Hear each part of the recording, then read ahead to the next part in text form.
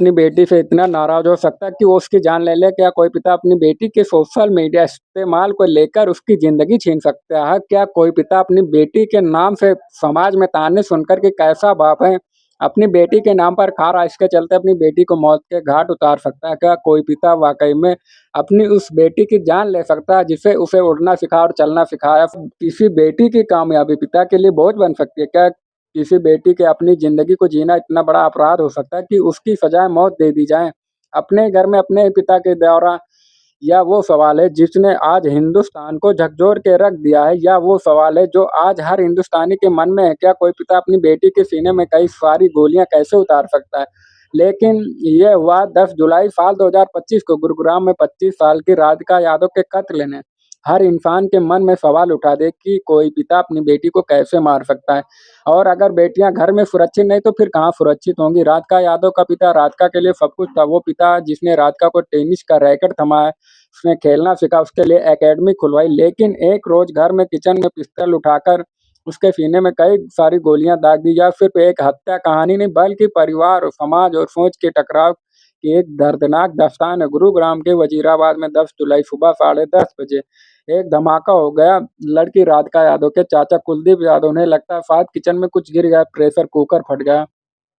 वो भागते हैं, लेकिन वहाँ जो तस्वीर दिखाई पड़ती है वो रूह काँपने वाली होती है, क्योंकि किचन में राधिका खून से लथपथ पड़ी थी और सामने उसका पिता हाथ में पिस्तौल लिए खड़ा था। पुलिस की माने तो राधिका पर 5 गोलियाँ दागी गई, 3 उसे लगी। चाचा अस्पताल लेकर पहुंचे, लेकिन तब तक वो खत्म हो चुकी थी। पिता ने पुलिस के सामने कबूल कर लिया कि उसने अपनी बेटी को मार दिया, लेकिन सवाल है क्यों? राधिका कोई साधारण लड़की नहीं थी, शानदार खिलाड़ी थी, टेनिस की अच्छी रैंकिंग थी, कई राष्ट्रीय अंतर्राष्ट्रीय टूर्नामेंट भी खेले, गुरुग्राम में अपने दम पर एक एकेडमी भी बनाई। एक इंडिपेंडेंट लड़की है जो जिंदगी जी रही थी।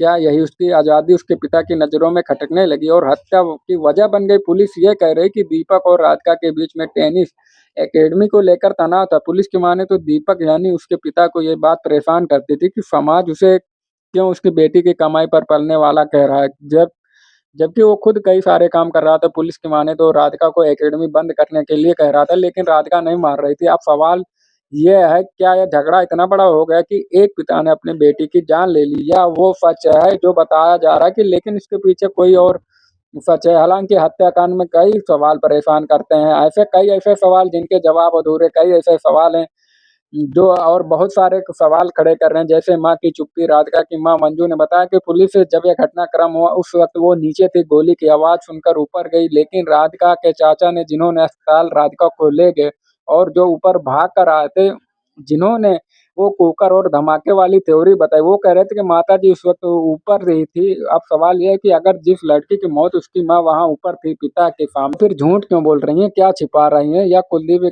जो चाचा है वो झूठ बोल रहे हैं? दोनों में कोई एक तो है जो झूठ बोल रहा है और इस कहानी को छिपाने की कोशिश कर रहा है। दूसरा, राधिका का भाई धीरज कहाँ था? क्योंकि ना पुलिस को, ना परिवार को, ना उसका ठिकाना पता है। घर पर था, नहीं था तो कहाँ गया? और अगर था तो चुप क्यों? सुबह के वक्त जब पूरा परिवार आमतौर पर साथ था तो भाई और माँ क्यों गायब थे? और फिलहाल वो कहाँ है? और क्या भाई का भी इस घटनाक्रम में कोई इन्वॉल्वमेंट है? या कहानी हो सकती है, बहुत सारी थ्योरी जा सकती हैं। पुलिस की थ्योरी के हिसाब से पुलिस कह रही है कि राधिका किचन में खाना बना रही थी जब जब दीपक ने गोलियां मारी। पुलिस यह मान रही थी कि कोई गुस्से का मूवमेंट नहीं था, कोई गोलियां मारी गई है। साफ साफ बताता है कि हत्या पहले सोची समझी गई थी, लेकिन सवाल यह है कि नफरत आई कहाँ से? इस मामले में सोशल मीडिया का एक ही एंगल है। राधिका सोशल मीडिया पर बहुत एक्टिव थी, सोशल मीडिया पर रील्स बना रही थी दोस्तों के साथ और परिवार के साथ। यह बात उसके पिता और भाई को पसंद नहीं थी। उन्हें लग रहा था कि बीइंग स्पोर्ट पर्सन या नाच गाना नहीं करना चाहिए इनको, उन्हें ये बातें पसंद नहीं थी। उनको ये लगता था कि ये बातें इज्जत पर आती हैं। घर में इसको लेकर बहस भी हुई थी। राधिका के म्यूजिक वीडियो में भी काम किया। आजकल काफी इन्फ्लुएंसर हैं जो सोशल मीडिया पर फेमस होने के बाद म्यूजिक वीडियोज में काम करते हैं। इसको लेकर भी परिवार को डर लग रहा था कि रिश्तेदार, नातेदार ताने मारेंगे और पड़ोसी भी इज्जत पर सवाल उठाएंगे और कहेंगे नाच गाना क्या हो रहा है। लेकिन सवाल फिर यही है, क्या कहता है कि इतना बड़ा डर था कि बेटी ले ली। दीपक कोई गरीब आदमी नहीं था, कोई असफल आदमी नहीं था, प्रॉपर्टी डीलिंग का काम कर रहा था, लाखों रुपए कमा रहा था। राधिका के लिए उसने महंगे महंगे रैकेट से खरीदे, पढ़ाई छुड़वाई थी ताकि टेनिस पर ध्यान दे सके, एकेडमी के लिए जमीन दिलवाई थी। लेकिन सवाल यह कि पिता जो इतना सब कुछ करता है तो क्या बेटी कामयाबी पर इतना चिढ़ गया कि उसे जान ले ले या थ्योरी कुछ और है? अगर यह सच है कि कामयाबी के चलते जान ली है, तो जवाब समाज के तानों में छिपा है। लोग कह रहे थे कि बेटी कमाई पर खा रहे हैं।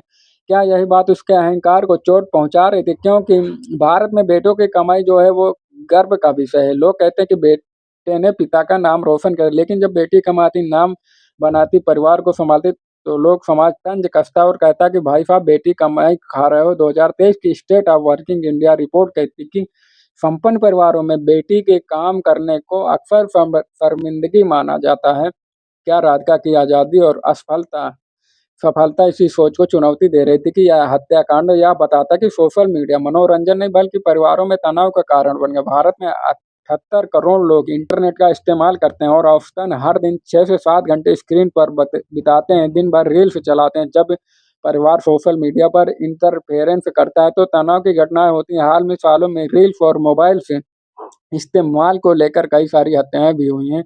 यह वही गुस्सा जो पहले नशे और जुए की लत पर था, फ़र्क इतना था कि यह ज़हर स्क्रीन में छिपा है। राधिका की एक हत्या एक अपराध नहीं बल्कि समाज की सोच की हार है, जो कि बेटी सफलता को बोझ मानती है। पुरानी मानसिकता और नई पीढ़ी की आज़ादी का टकराव। राधिका ने अपने दम पर कमाया, लेकिन उसी घर में अब वो असहनीय बन गई। जो उसकी तारीफ कर रहा था, यह घटना सोचने पर मजबूर करती कि समाज के तौर पर हमें सोच बदलनी पड़ेगी। बेटी की कमाई आज़ादी, उसके सपनों पर गर्व करना पड़ेगा। और अगर हम नहीं बदले तो कई सारी राधिका इससे आती हैं। राधिका कहानी चेतावनी देती कि परिवार में सम्मान, समझ और बराबरी के बिना कोई रिश्ता सुरक्षित नहीं। समाज को समझना होगा कि बेटियां बोझ नहीं, गौरव हैं, और जब तक ये सोच नहीं बदली जाएगी, ना राधिका बचेगी, ना इज्जत का असली मतलब।